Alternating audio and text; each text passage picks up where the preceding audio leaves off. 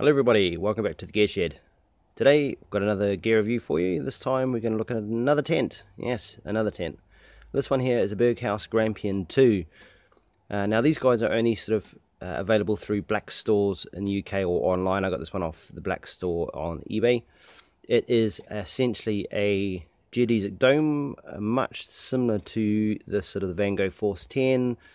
I think it's a Mountain 2, and also the Terra Nova Quasar. Just on shape alone. Construction wise is a little bit different, which we'll go through once I've pitched it.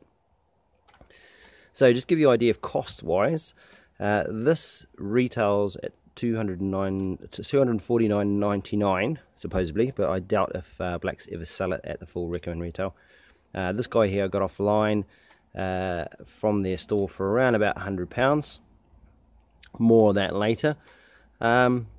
And so what's going to be interesting is comparing this guy with one of the Chinese tents, like the Nature Hike Cloud Peak that I've had before, which I still have, and some of the 3 FUL tents as well, just in construction and quality wise and fabrics is going to be very, very interesting, because this is basically what most people can buy in the UK for that sort of price range. So without more of ado, let's have a look at what we have and give you an idea of weights and the like. So we have obviously the inner and outer. It's a twin skin. It is outer pitch first, so the poles will go through the outer and the into the clips inside. We'll go through and show you a bit of that later. So looking at the outer itself, so it's a green polyester fly. It's a 3000mm polyester proofed, PU proofed. It does have some sort of DWR on the outside, but I don't think it's silicone by any stretch of the imagination. So the outer on it alone weighs 1.43 kgs, so 1430 grams. The inner, as I said, the inner clips inside. It's 830 grams to the inner. The stuff sack that it comes in is 73 grams. The poles, you look at 922 grams of poles. Now there's 4 poles. They're 8.5mm, so they're not massive burly poles, but there is a advantage of why I went for this tent, and once we get it up I'll talk about it, why I'm not totally concerned about that, because it can easily be changed. You get 22 of these standard sort of alloy pegs that you get with most of the cheap tents. They weigh 370 grams with the bag, and also these guy ropes. I've taken the guy ropes off and put different ones on, so these are just really cheap, nasty guy ropes. Wouldn't bother with those. Also get a repair kit up the top here. You get a spare guy rope, a pole sleeve, 3 swatches of fabric that you might need, and a little bag that it comes in, so that's 38 grams. There's also in here, there's a half vestibule, what's a whole vestibule footprint that only fits one of the vestibules, and that guy there's 104 grams. It's something I probably won't use. I'm not really a massive fond of footprints, but it allows you to put it in one end of the 2 doors that it has, 2 vestibules, so you can sort of keep that area clean and dry, I suppose, put your pack and stuff like that in. So all up, I weigh this at 4.24 kgs, which is actually spot on to what they list on their website. So that's pretty top marks for that, for sure. It's not a lightweight tent by any means in the imagination. It's not an ultralight tent for sure, but I'm looking at this more for winter time if I'm taking start taking the kids out up the mountain, put it up. It's got tons of room. It'll be nice and solid. And it's something I can actually make a bit stronger by changing a few of the components, and we'll talk about that again once we put the tent up. Now what I've done is I have got rid of the pegs. I've got some titanium pegs for it, which I've had lying around. Won't bother with the vestibule footprint. I probably only take the repair sleeve if I'm taking these, so I'll leave all that behind, and I'll probably replace the tent bag, pole bag and tent bag in the future, but as of now, with those, leaving those behind, all that behind, and the tent footprint, half footprint there, I get mine just 1 measly gram under 4 kgs, so 3.99 all up for those configurations. And I've also changed a few little bits and pieces in the tent itself. I've already gone ahead and done that, so we'll talk about that as well. The main one is they've got all these yellowy zip pulls, which I've replaced with glow-in-the-dark ones, because you'll see in a minute why I think that's a good idea. Right, so what we'll do is we will stick this guy up. Again, we're back in the backyard today, unfortunately, because I can't get out and about. So we'll put it up and I'll bring you back and we'll have a look at it, do some measurements and have a good talk about it. Cheers guys, just wait one moment. There you go, everybody, all up like magic. So I've just put the outer up first so we can have a good look, and then I will pop in and put the inner up and show you how that goes up. So it's basically fully geodesic, so it can stand up on its own apart from your vestibules, so you still need to have 4 pegs all up. So minimum pitch is 4 pegs. Obviously if it's windy you're going to have some more pegs to keep it up. Now as I said before, it is alto pitch first, so it has these pole sleeves. These are mesh pole sleeves, so you're probably going to get a build-up of ice and the like, and obviously snow is going to sit on here and act like a bit of a shelf. But the beauty of this is that it's very, very easy to change the poles, because there's no sort of restriction on what size you can put in it. Also the fittings, which was quite interesting, come down this way, it has 2 eyelets on the bottom here. So I am hedging the guess that you could probably almost put a second set of poles in this tent. It certainly would fit into the pole sleeve, and it's interesting, it has a little, I don't know whether you quite see that there, there's mesh in the bottom, but there's actually a covered piece underneath the mesh there, so when you slide your poles in they don't snag and get caught on the mesh, which is quite good. So the poles themselves are quite light, they're just standard sort of run-of-the-mill Chinese aluminium 8.5, which I think for a tent like this is probably a little bit light. And they're just a standard press fit, well not press fit, just a riveted, where they basically put the ferrule in and they just press it. So you have these little bits and pieces. So usually with these poles this is going to be the weak point. But they're all nice, I mean nice enough. They got a little Berghaus branding on there just to give you a little bit of excitement. So overall, quality's reasonably good. The stitching's just as good as any of the Chinese tents I've seen. Of course this is a Chinese tent, but you know what I mean. It has 4 guy ropes, so 1 on each end that are 4, and then 1 on each middle section, so 6 all up. But the other thing I liked about this is the way that these poles slide together. You can probably actually hook a guy rope onto there as well to give it extra strength, which I've made up a couple of extra ones to tie that I can loop around these poles to give it some more strength. Also has 4 vents, little velcro vents in here. They stick out, got the little plastic tab in there, and there's also mesh backing in there. It's quite a fair way up, so you're not going to get any wind or anything blown on there. With that in mind, obviously too, if you're getting a lot of blown spin drift and the like, you will obviously get snow sticking to the inside of that. Let me sort this out. There we go. Sticking to the inside of that, which will obviously lower your ventilation. Now, as I was saying before, price wise, $249.99 is the recommend retail. This was actually on sale. They were selling it for $128, I think it was. But this particular one, when I got it, it has some discoloration, which you can't quite see, of the fly, which I don't know quite what that was. And I did ring them up, and they didn't have any left to swap it, so they did give me a discount. So that brought it down just under 100 quid. So not bad. I mean, it doesn't affect the waterproofing at all. It's not leaking. It's just a little bit unsightly, and I'm sure after a few trips it's going to look worse than that anyway. Alright, so overall it's a nice shape. It's very big. It's not, if you come from this side, it's not as squat as the Terra Novas. It's a bit more, also not squat, upright as Terra Novas, a bit more squished down. So overall it's pretty good. I mean, reinforcing points and stuff, you look at the stitching there. So they've got these ladder lock buckles, so it's all reasonably burly. There's no aluminium hardware around the tent at all. It's all plastic buckles and webbing like that. Guy rope points are pretty good. I've replaced, as I said, the guy ropes with something a bit more substantial with a little glow in the dark ladder locks there, line locks. Okay, ripstop polyester fly, probably make that out. It's quite a decent weight fly. It's certainly not ultralight like we've been used to with the Chinese tents. It is more traditionally, it's probably 210T nylon, 210T polyester. It's quite a thick, heavy fabric, so I would think it will last a long time. As I said, also being polyester, one of the advantages of that is more UV resistance to start with. It's not as strong as a nylon fabric itself, but it will hold up to a lot more UVs, and also you don't get the saggy baggy effect you get with the nylon when it absorbs water. It goes all saggy and baggy and touches the inner and the like. So alright, so I will put up the inner, and we can hop inside, have a look, and we'll have a look at sizing, and then I'll pump up my Neo X Lite large and throw that in there and see what we can see. Alrighty, so I'll just bring you back in a second. Alrighty guys, this is the inner in.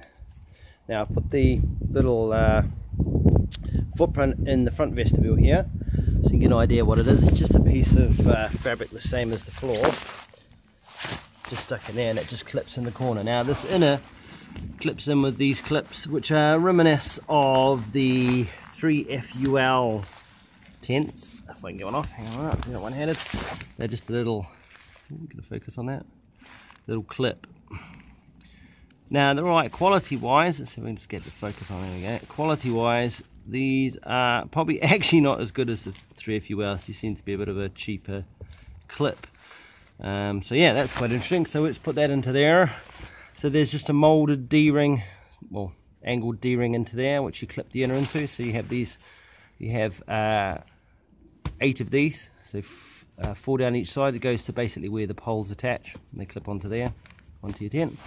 And then the inside hangs off these pieces here, which are seam sealed on the fly, and then there has a little bit of elastic, and then there's basically a clip, and then you have these loops. Now what I've done, these came as just a big loop, and if you leave it connected together and try and put it up, 9 times out of 10 most of them fall off, so you have to go in and connect it up anyway. So it just sort of defeats the purpose of making it quicker to pitch. So what I did is I put a little bit of shrink tube on there and just shrink that up, so it just makes this hole a little bit tighter. So it's a little bit harder to get on. Some of them I've done a bit too much, but what that's allowed it to do is it allows it to stay on that clip, so when you're moving the tent around, it doesn't just fall off. Alright, so they go up through here, through the tent, and as you can see, there's quite a decent gap between the side of the tent and the inner. Just about to see that. Alright, and look, that one there's fallen off already. Now, one of the biggest things you could probably notice, it probably doesn't show up quite as well on camera as in real life, is that the inner is essentially black. So it's a black inner. So if you like to sleep in the sunshine, this could be the tent for you. I'll just jump inside here. It seems to be quite dark on a sunny day. It is still relatively muted, which is, you know, good. I don't know how fantastic it's going to be when it is winter time and you're stuck on a hill somewhere. It's going to be a little bit oppressive, but that is why I have put these on these zippers. So the zippers themselves are they've taken the zip pulls off, so it's just the zip sliders themselves left on the zipper, and I've just put a piece of this glow-in-the-dark paracord on there and a little O-ring there to just stop it moving around, just because it's so dark in here that at night time, if you want to try and sneak out and have a wee or something, and you didn't want to use your torch at full blast, you could have a bit of a tough time finding them. So the doors themselves, they're a circular door, and as you see, they just pop into these little pockets here, so they don't fall onto the ground, which is quite good. See a lot of, I don't know whether Terra Nova are still doing it that way, but in some of the old North Face tents, they used to be, the zipper just used to be a D shape, and then this would fall down on the ground, and you don't always have to, when you unzip it, you have to make sure you folded it back, and this is just quite nice and tidy. It tucks it out of the way and it gives you a nice big door to help out there. Now, because this is a winter tent, ventilation is not massively prioritized, so there is no ceiling mesh. There's no mesh in this inner at all. There is a little top door here that you could unzip, and that's a little bit of insect mesh there. It's definitely no seam, it's very, very fine, and this can roll up into there, but that's the only sort of ventilation you get. Interestingly, the mesh is on the outside, so if you get any spindrift, it's going to stick to that. A lot of winter tents for some reason have that, which is a bit, I don't know why they think that's a good idea. Around the inside, we've got our obligatory don't cook in here, you'll kill yourself. There is 4 pockets, so 1 in each corner, and 1 over this side. And then there's also a ceiling hook in here.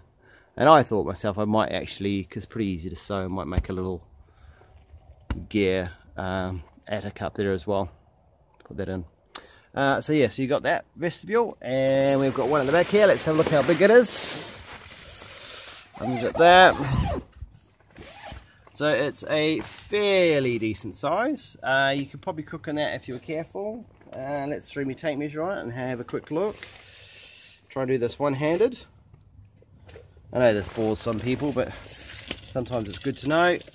So right out to the end there, you're looking, what are we looking at there? So that's about 700 mil, so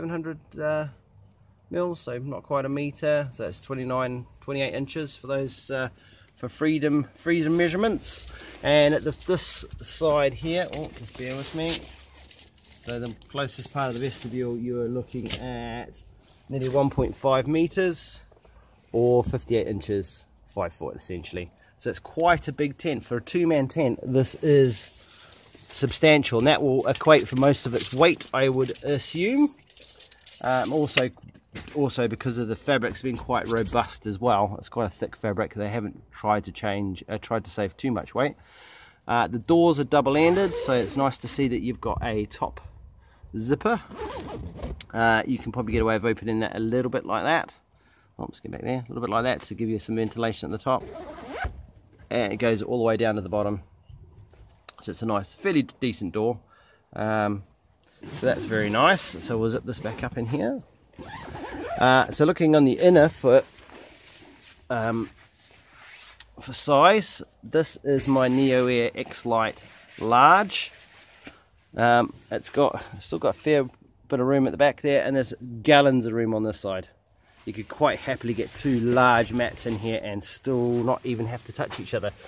If you lay down here, have a look. I think my feet just about touching the end, but I've actually got a fair amount of room down this end as well. I'll move up a little bit. So all in all, it's a spacious inner. It's definitely something that if you would like to spend some time stuck in bad weather. I'm 6 foot. I quite happily sit in here. It's got a fair amount of headspace as well, but because it's geodesic, it's got a lot of space in here, so it's quite easy to get dressed and things like that. Yeah, it's a nice decent size for two people. Reflected in the weight though, so you've got that weight penalty to carry it around the place. But construction wise, yeah, it's going to be pretty bomber when it comes to wind, I would think, if you orientate it the right way around. And especially for the price, you're getting quite a fair bit of performance for that. Alright, so yeah, the inner a bit dark, but hey, it's his life. It's his life. And I think for some people that will be a good thing if you struggle to sleep in a tent. Alright, so we'll pop outside again in a second. We'll have a good look around, one last sort of hum and ha, and tell you my total thoughts on it. And then maybe what I want to do in the future for a upgrade. Alrighty. Alrighty guys, so we're having one more little flyby. A little bit of branding on the side there. Also saying it is happily fire retardant, but again, you cook at your peril. As you always, make sure you pop some comments in the comment section if you want any questions answered. If you want me to measure anything or weigh anything or anything like that, feel free to comment away. Yeah, overall it's a nice tent. It is heavy, but for this type of tent you are going to have a light weight penalty. It is going to be heavy, but before that you're getting a hell of a lot of room. You're getting that four-pole geodesic shape, which should lend itself to being relatively strong for multi-directional winds. Fabric is pretty good. The waterproofing is solid. Yeah, all the components are pretty okay. They're not groundbreakingly fantastic, but they will definitely do the job. For me, I will probably think about changing the poles. But as I said before, with these double eyelets, you could probably get away with putting 2 sets of poles in. So I will engineer that in mind. I think I could order some DAX poles for this and make some DAX poles up to fit. But price-wise, you're looking at, it's going to set you back close to 100 to 130 pounds for DAX poles over here, because I can only seem to find them from Germany. and they work out to be about, I think it worked to be about 30 odd pounds ish a pole for the big poles. And then there's also freight costs, which will be, you know, up there coming for June. They seem to try and sting you with quite a large postage cost. So I would probably think I would probably get a set from China, which is what I did with the Cloud Peak 2 when I changed that from 8.5 poles to 9.5 poles. That did make a big increase in the performance. I made the tent a lot stiffer, only upped the weight a little bit, made the poles, yeah, a lot stronger than what it was, which I think I could do the same with this. I don't envisage going any thicker than that because of the shape. You could probably get away with maybe 11mm poles on these big sections, but you're not gaining a huge amount overall. Also, what I can then do is keep these poles and use these poles as a second set of poles if that I want a little bit of added security. I can almost just take the two main poles and leave the little poles, see how we go. That's probably an option that can be had. I'd certainly say get rid of the pegs. The pegs are crap. Get some good pegs. These are some titanium ones from AliExpress. Obviously you select what you want with that. Everybody has their own little peg fetish. And then get rid of the guy ropes. Guy ropes are pretty cheesy and mediocre, and they will probably not do a very good job. They're the sort of guy ropes you'll find on cheaper fiberglass pole tents that you take to campgrounds, and not something that's supposed to handle decent weather. So out in the market wise, for this shape of tent and this sort of type of tent, you're really looking at the nearest sort of competition would be a Van Gogh Nemesis, which I think has been discontinued now and they've replaced it with something else. The next sort of jump up would be the Force 10 Mountain 2, that kind of thing. And again, that's changed. You can get some of the old ones which are in a pitch first, but they've changed them for, I think last year, year before. They've now got clips on them, which is fine. But the thing I find with the clips is that then it limits you to changing your poles, because the clips are designed for the thickness of poles that you get sent with. So yeah, that's why I kind of shied away from that. The Nemesis, the Van Gogh, is quite a good tent as well, and I probably like the inner colour better, but it had the silly arch poles in here which go up to it like a peak. And the problem with that, again, very, very hard to get different size poles for it, and if they break, generally it's going to break at that stress riser point, which will be hard to replace sort of 2 or 3 years down the track when you break them. Okay, so hopefully that's enlightened you a little bit to the Berghaus Grampian 2. They do also do a 3, which will be massive. At a pinch you get 3 into here, I think, if you liked each other and the weather was bad enough outside to warrant it. Yeah, so overall you can get it down to about 4 kilos if you leave all the crap behind. It's going to be quite a strong tent. There's options to upgrade the poles. There's also the ability that you'll be able to tie out these points a little bit more. All in all, for the price, yeah, it's a good tent. There's not much on AliExpress. It's in the Chinese market that comes close. I think there's they're called Long Slinger or something like that, that do sort of a Mountain 25 copy, but it doesn't look that good. And then there was also a company called Himaget, which was actually the tent I was going to get to start with, but they discontinued that and I couldn't get hold of one, so I went for this. But in saying that, that was double the price. So yeah, I think this is a good bargain. Essentially, if you're going to use it for the odd wild camp in winter time, say once or twice a year, then I'd say go for this. Obviously bearing in mind it is heavy. If you want something a bit lighter that's a bit more weather resistant than your standard 3-season tent, I would look at the Cloud Up. Sorry, the Cloud Peak from Nature Hike. That's quite a good little tent, as long as you're not over 6 foot and you're willing to change the poles. Right, so that's enough rambling. So I hope that's helped. As always, whack some comments in the comment section. Remember to subscribe, and I will see you later with more reviews. Cheers, guys.